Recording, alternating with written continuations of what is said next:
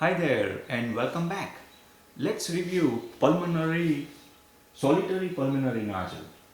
We'll get into the meaning of it and try to conceptually understand that. Then we'll get into the statistics or the data that we have, what contributes or the reasons or causes, signs and symptoms, how do we diagnose, risk factors, treatment, and bottom line, underwriting.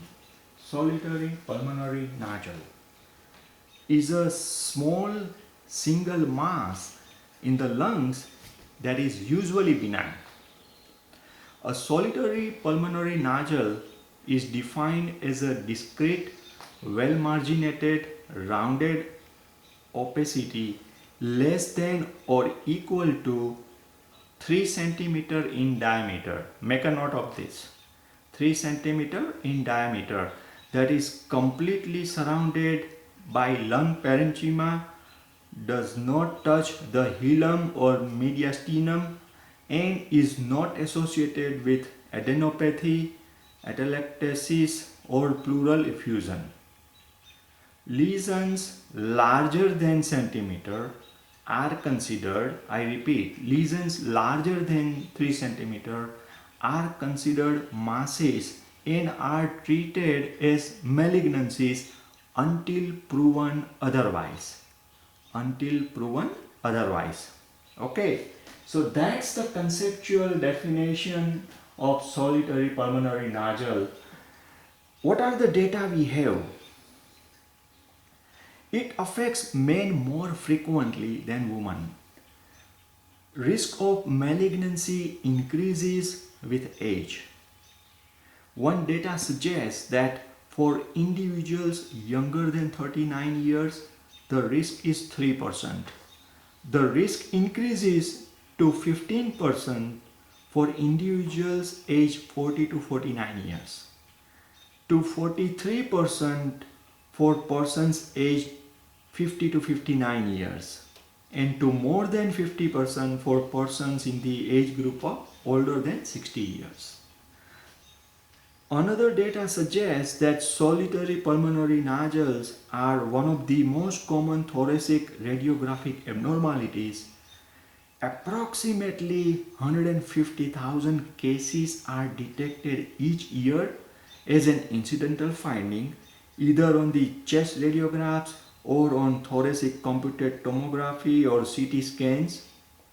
And yet another study indicates in lung cancer screening that enroll people at high risk for lung cancer, the prevalence of solitary pulmonary nodules ranged from 8 to 51%, such a wide range.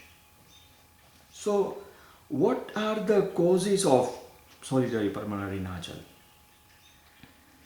Infectious or inflammatory nodules can result from lung abscess, hydatid cyst, granuloma such as tuberculosis or TB, and round pneumonia. Non-infectious nodules can be caused by sarcoidosis that we have reviewed before, rheumatoid arthritis, lipoid pneumonia, or Wagner granulomatosis. Okay.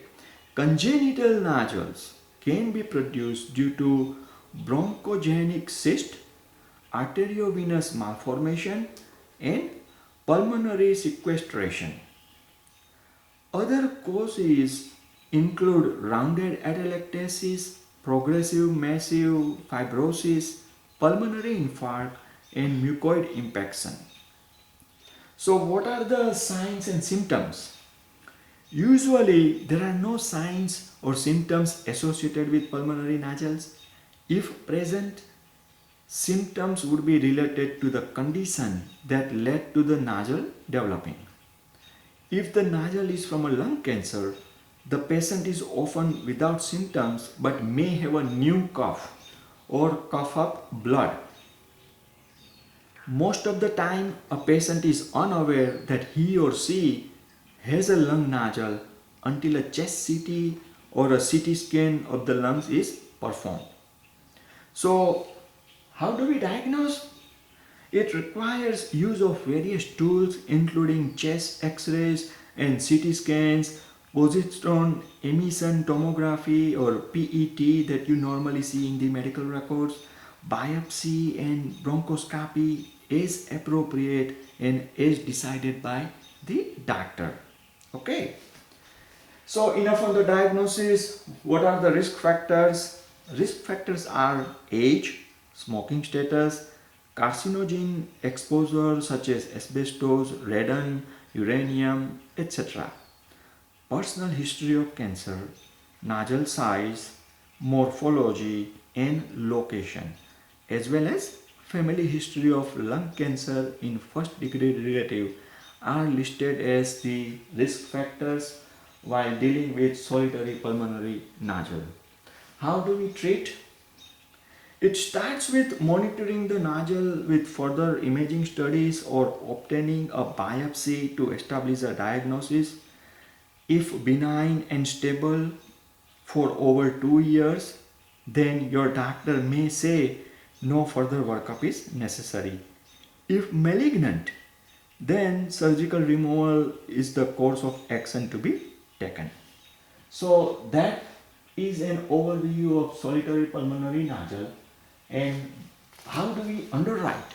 As far as underwriting goes, follow the underwriting manual that your company expects you to follow and make sure you use the internal company specifics to arrive at the best possible offer that you can extend to the potential customer. Let's take a quick break here. See you soon. Bye now.